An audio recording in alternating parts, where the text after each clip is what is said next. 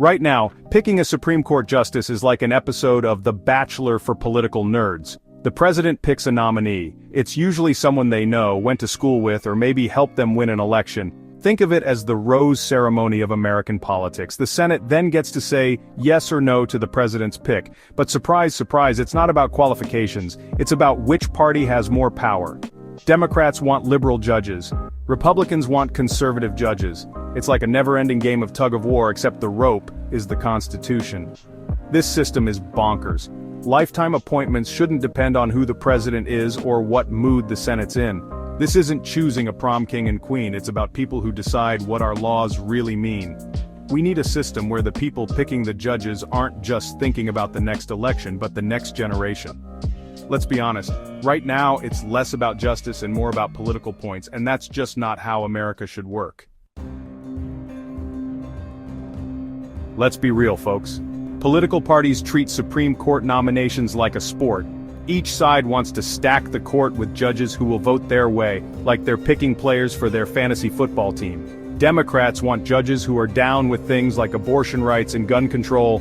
Republicans want judges who love the Second Amendment and aren't afraid to throw the book at criminals. It's like they're playing a game of legal chess, and we're the pawns. This whole process is about as subtle as a brick to the face. Parties raise tons of money, run ads that would make your hair stand on end, and basically turn the whole thing into a political circus.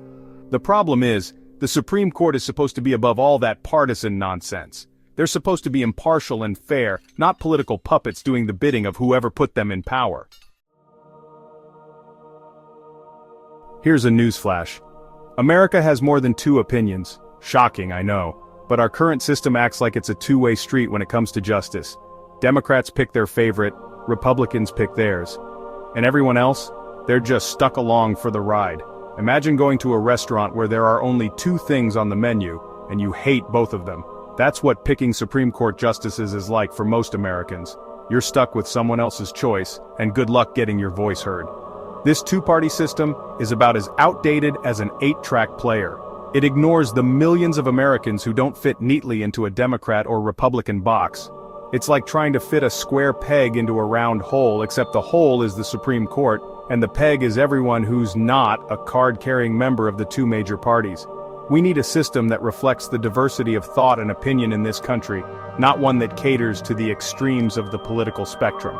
It's time to ditch the two-party duopoly and give every American a say in who sits on the highest court in the land. Let's do something radical, shall we? Let's give the power back to the people. How about we vote for Supreme Court justices just like we vote for our presidents, senators, and dog catchers? Yeah, I know what you're thinking. But John, regular people don't know enough about the law. Well, guess what? We managed to figure out who to vote for in other elections, don't we? Here's the thing. When people have a say in who governs them, they're more likely to be engaged in the process. They're more likely to pay attention, do their research, and make informed decisions. It's called democracy, folks, and it's about time we injected some of it into our judicial system. Imagine a world where Supreme Court justices had to answer to the people, not just to the political parties that put them in power. A world where every American had a voice in shaping the future of our nation. Now that's a world I want to live in. So let's ditch this broken system and give the power back to where it belongs. The people.